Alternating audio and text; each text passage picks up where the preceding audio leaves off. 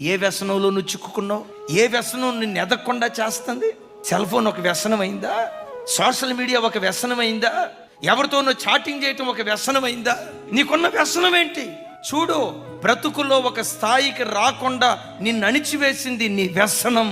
అది చదువులోనైనా, వ్యాపారంలోనైనా, ఆధ్యాత్మిక స్థితిలోనైనా ఒక శిఖరం మీద కూర్చోకుండా నీ బ్రతుకును అణగదొక్కింది నీ వ్యసనం. నీ పరిశుద్ధతను నిజంగా నువ్వు కాపాడుకోవాలంటే తగిన వాళ్ళతోనే మాట్లాడతావు. బ్రాడ్ మెంటాలిటీ, విశాలమైన దృక్పథం, ఆదర్శ భావాలని చెప్పి పనికిమాల నాటికి పోయి శకునాలు చెప్పిన బల్లి కుడితిలో పడ్డట్టు కుడితిలో పడతావు, పాపపు కుడితిలో పడతావు.